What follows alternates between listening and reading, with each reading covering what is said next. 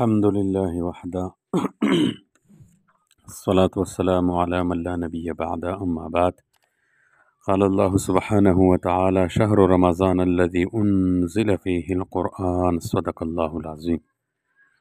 محترم حضرات، ہم نے پہلے عشرے کے اندر جو اعمال کا مذاکرہ شروع کیا ہے، اور ان میں جو دوسرا عمل ہم نے پچھلے درس میں بتایا تھا وہ کثرت تلاوت تھا۔ تو کثرت تلاوت میں ہم نے دو باتیں عرض کرنی تھی، ایک فضائل قرآن، ایک حقوق قرآن۔ تو فضائل قرآن کے متعلق تو بات ہو گئی تھی، حقوق قرآن کے متعلق ہم نے دو باتیں بتا دی تھی پیچھے، صحیح تلفظ سے سیکھنا، اور دوسرا ابھی شروع کریں گے۔ دوسرا قرآن کا جو دوسرا حق ہے وہ ہے تجوید اور ترتیل سے پڑھتے رہنا۔ ہمیں حکم ہے کہ قرآن کی تلاوت اس طرح کرے جیسا کہ اس کا حق ہے، اور ہمیں حکم ہے کہ قرآن ترتیل سے پڑھے۔ ترتیل یہ لغت میں صاف اور واضح پڑھنے کو کہتے ہیں، اور شریعت میں تلاوت کرتے وقت کچھ امور ہے جن کی رعایت رکھنے کو ترتیل کہتے ہیں، جن میں سب سے پہلی بات ہے حروف کو صحیح نکالنا، یعنی ان کے مخارج وہاں سے ان کو ادا کرنا، تاکہ تو کی جگہ تا اور ضاد کی جگہ ضاد نہ نکلے۔ دوسرا یہ کہ وقوف کی جگہ پر اچھی طرح سے ٹھہرنا، تاکہ کلام کا وصل اور قطع بے محل نہ ہو جائے، یعنی جیسے رکو مت جانے دو، پڑھو مت پڑھو، سمجھ آ گئی۔ اور تیسری نمبر پر زبر زیر پیش کو اچھی طرح ظاہر کرنا، اور چوتھا یہ ہے تجوید اور ترتیل کے جو احکامات ہیں، چوتھا کہ آواز کو تھوڑا سا بلند کرنا، تاکہ کلام پاک کے الفاظ زبان سے نکل کر کانوں تک پہنچے اور وہاں سے دل پر اثر کریں۔ اور پانچویں یہ ہے کہ آواز میں درد پیدا کرنا، کہ درد والی آواز دل پر جلدی اثر کرتی ہے۔ اور چھٹا یہ ہے کہ تشدید اور مت کو اچھی طرح ظاہر کیا جائے، کہ اس کے اظہار سے کلام پاک کی عظمت ظاہر ہوتی ہے اور تاثیر میں اعانت ہوتی ہے۔ اور ساتواں یہ ہے کہ آیات رحمت اور عذاب کا حق ادا کرے، یعنی وعدہ رحمت پر دعائے مغفرت اور رحمت کرے، اور آیات عذاب اور وعید پر اللہ تعالیٰ سے پناہ مانگے۔ ترتیل سے تلاوت کرنا مستحب ہے، خواہ معنی نہ سمجھ میں آئے۔ ابن عباس رضی اللہ تعالیٰ عنہما فرماتے ہیں کہ میں ترتیل سے سورۃ القارعہ اور اذا زلزلت پڑھوں، یہ بہتر ہے کہ اس سے بلا ترتیل کے میں سورہ بقرہ اور سورہ آل عمران پڑھوں۔ قرآن کریم کی تلاوت کے وقت یہ دھیان رکھا جائے کہ ہم اللہ تعالیٰ سے باتیں کر رہے ہیں اور اللہ تعالیٰ کو سنا رہے ہیں، تو انشاءاللہ تعالیٰ اس سے دل میں بہت نور آئے گا۔ سال میں 2 مرتبہ قرآن ختم کرنا قرآن شریف کا حق ہے۔ لوگ آج کل پیسہ کمانے اور مالدار بننے کے لیے بہت کچھ کوشش کرتے ہیں، لیکن اللہ کے رسول صلی اللہ علیہ وسلم کی بتائی ہوئی نسخے پر عمل کرنے کا ارادہ نہیں کرتے۔ آج کل ہم ایسے دور سے گزر رہے ہیں کہ مردوں اور عورتوں کو، چھوٹوں کو، بڑوں کو، بچوں کو، بوڑھوں کو قرآن مجید کی تلاوت کرنے اور اللہ کا ذکر کرنے کی فرصت ہی نہیں ملتی۔ صبح ہوتی ہے تو سب سے پہلے ریڈیو، موبائل، اخبارات، ٹی وی، ان چیزوں میں مشغول ہو جاتے ہیں۔ گھنٹے آدھے گھنٹے کے بعد ناشتہ کر کے بناؤ سنگار کر کے بچے اسکول کی راہ لے لیتے ہیں، اور بڑے ملازمتوں کے لیے چل دیتے ہیں۔ عورتیں اور چھوٹے بچے وہ پتہ نہیں کیا کرتے ہیں، گھروں میں ریڈیو، ٹی وی، گانے بجانے پتہ نہیں کیا کرتے ہیں۔ جب بچے اسکول سے واپس آتے ہیں تو وہ بھی اسی چیزوں میں لگ جاتے ہیں، کہاں کا ذکر، کہاں کی تلاوت، سب دنیا میں مست رہتے ہیں۔ بہت کم کسی گھر سے کلام اللہ پڑھنے کی آواز آتی ہے۔ ذکر اللہ اور تلاوت کلام اللہ کے لیے لوگوں کی طبیعت، یعنی ذکر اللہ اور تلاوت کلام اللہ کے لیے لوگوں کی طبیعت آمادہ ہی نہیں۔ محلے کے محلے غفلت میں پڑے ہیں، اکا دکا کسی گھر میں کوئی نمازی، اور اس افسوسناک ماحول کی وجہ سے سب اللہ کی رحمتوں اور برکتوں سے محروم ہے۔ تو ہر مسلمان کے لیے ضروری ہے کہ قرآن مجید پڑھے، اور اپنے ہر بچے کو، لڑکا ہو یا لڑکی، قرآن شریف پڑھائیں، اور روزانہ صبح اٹھ کر نماز سے فارغ ہو کر گھر کا ہر فرد کچھ نہ کچھ تلاوت ضرور کرے، تاکہ اس کی برکت سے ظاہر اور باطن درست ہو اور دنیا اور آخرت کی خیر نصیب ہو۔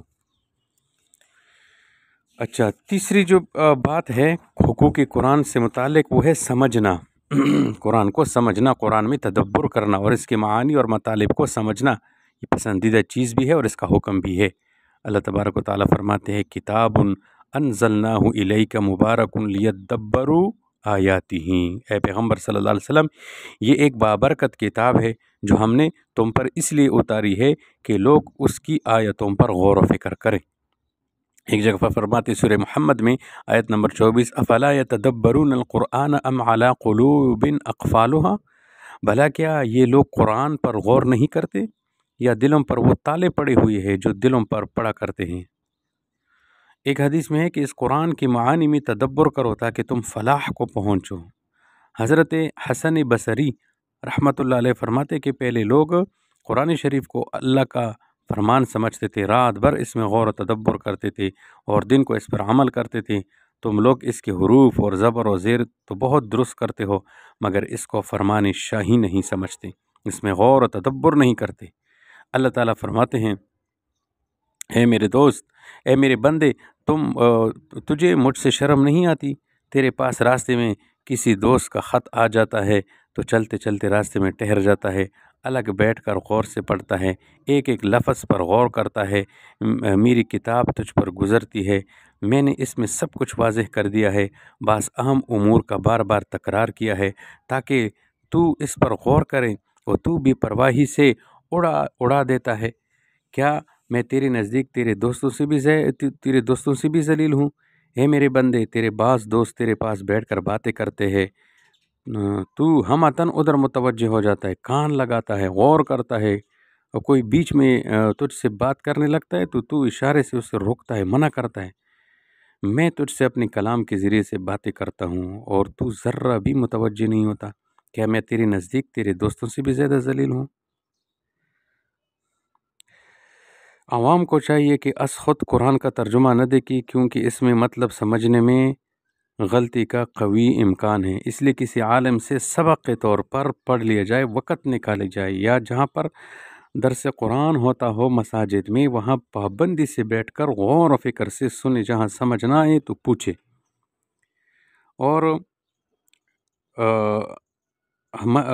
جو پڑھے لکھے لوگ ہیں ان کے لیے مستند علماء اکرام کی جو تفاسیری انہوں نے جو لکھی ہے ان کا جو ہے مطالعہ جو ہے ضرور کریں، جیسے تفسیر عثمانی ہے، اور اسی طرح مفتی تقی عثمانی صاحب کی اس کا جو ہے آسان ترجمہ قرآن، معارف القرآن مولانا عاشق الہی صاحب کی، مولانا شفیع صاحب کی، اور اسی طرح مولانا عاشق الہی صاحب کی جو ہے انوار البیان ہے۔ یہ عوام کے لیے بہت مفید تفاسیر ہے۔ پھر دوران مطالعہ جو بات سمجھ میں نہ آئے تو معتبر عالم سے پوچھ لی جائے۔ تو تیسرا حق جو قرآن کا ہے وہ سمجھنا، اور چوتھا حق جو ہے قرآن کا وہ ہے عمل کرنا۔ حضور اکرم صلی اللہ علیہ وسلم کا ارشاد ہے، اللہ تعالیٰ اس کتاب یعنی قرآن پاک کی وجہ سے کتنی ہی لوگوں کو بلند مرتبہ کرتا ہے اور کتنی ہی لوگوں کو پست و ذلیل کرتا ہے۔ یعنی جو لوگ اس پر ایمان لاتے ہیں، عمل کرتے ہیں، حق تعالیٰ شان اس کو دنیا اور آخرت میں رفعت اور عزت عطا فرماتے ہیں، اور جو لوگ اس پر عمل نہیں کرتے حق سبحانہ و تقدس ان کو ذلیل کرتے ہیں۔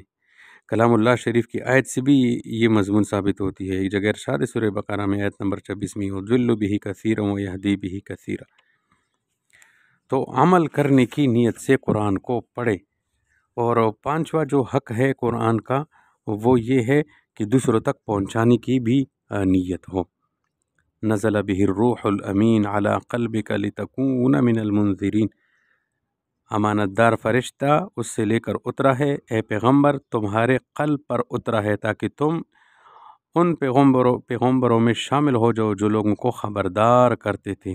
ھذا بلاغ للناس ولینذروا بہ، یہ تمام لوگوں کے لیے ایک پیغام ہے اور اس لیے دیا جا رہا ہے تاکہ انہیں اس کے ذریعے خبردار کیا جائے۔ حدیث میں ہے اس قرآن کی اشاعت کرو، یعنی تقریر سے، تحریر سے، ترغیب سے، عملی شرکت سے، جس طرح اور جتنی ہو سکے اس کی اشاعت کرو۔ اور چھٹا حق جو ہے قرآن کا وہ قرآن کا ادب کرنا ہے۔ ظاہری آداب بھی ہے، باطنی آداب بھی ہے۔ اس کی ظاہری آداب کیا ہے؟ نہایت احترام سے باوضو قبلہ رو بیٹھے اور پڑھنے میں جلدی نہ کرے، ترتیل اور تجوید سے پڑھے، رونے کی کوشش کرے، چاہے بتکلف ہی کیوں نہ ہو، آیات رحمت پر دعائے مغفرت اور رحمت مانگے، اور آیات عذاب اور وعید پر اللہ سے پناہ مانگے۔ اگر ریا اس کا احتمال ہو یا کسی دوسرے مسلمان کی تکلیف اور حرج کا اندیشہ ہو تو آہستہ پڑھے، ورنہ آواز سے اور خوش الحانی سے پڑھیں۔ اور باطنی آداب کچھ یوں ہے، کلام پاک کی عظمت دل میں رکھے کہ کیسا عالی مرتبہ کلام ہے، اور اللہ تعالیٰ کی علو شان اور رفعت اور کبریائی کو دل میں رکھے کہ کس کا کلام ہے، اور دل کو وساوس اور خطرات سے پاک رکھے، معانی میں تدبر کرے اور لذت سے پڑھے۔ جن آیات کی تلاوت کی جا رہی ہے دل کو ان کے تابع بنائے۔ مثلا اگر آیات رحمت زبان پر ہیں تو دل سرور سے باغ باغ ہو جائے، اور آیات عذاب اگر آ گئیں تو دل لرز جائے۔ اور چھٹا یہ ہے کہ کانوں کو اس درجہ متوجہ بنا دے کہ گویا خود اللہ تعالیٰ کلام فرما رہے ہیں اور یہ سن رہا ہے۔ محی السنہ حضرت مولانا شاہ ابرار الحق صاحب رحمۃ اللہ علیہ فرماتے ہیں کہ قرآن کریم کا طریقہ تلاوت یہ ہے کہ تلاوت کی وقت یہ نیت کرے کہ اللہ تعالیٰ خوش ہوں گے، اور اللہ تعالیٰ فرماتے ہیں کہ ہمارا کلام ہم کو سناؤ، دیکھے کیسے پڑھتے ہو۔ یہ بھی سوچے کہ ہمارے دل سے زنگ دور ہو رہا ہے، جیسے کہ حدیث پاک میں وارد ہے کہ قرآن کی تلاوت سے دلوں سے زنگ، یہ جو ہے بغض، کینہ، غلط یقین وغیرہ سارے دور ہو جاتے ہیں۔ اور اسی طرح اللہ تعالیٰ کی محبت میں ترقی ہو رہی ہے۔ یہ سوچے کہ اللہ تعالیٰ کی محبت تلاوت کرتے وقت کہ اللہ تعالیٰ کی محبت میں ترقی ہو رہی ہے، اللہ تعالیٰ کا نور ان حروف کے واسطے سے میرے دل میں آ رہا ہے۔ اس سوچ سے تلاوت جو ہے کیا کرے، اور یہ سوچ کرے کہ ہر حرف پر 10 نیکیاں مل رہی ہیں، اور ایک پارہ کے حروف کو شمار کرنے سے 1,00,000 نیکی بنتی ہیں۔ لہٰذا اگر ایک پارہ تلاوت کر لیا تو 1,00,000 نیکیاں جمع ہو گئیں، اور تلاوت کو اس کے حقوق کے ساتھ ادا کیا جائے تو اہل اللہ ہو جائے گا، تو اہل اللہ میں شمار اس کا ہو جائے گا۔ اہل القرآن کو حدیث میں اہل اللہ کے خطاب سے نوازا گیا ہے۔ تو یہ دوسرا جو ہے عمل تھا قرآن پاک کی تلاوت کرنا، اور قرآن پاک کی جو ہے تلاوت میں پھر اس کے فضائل بھی آ گئے، اور قرآن کریم کے حقوق کا بھی تذکرہ ہوا۔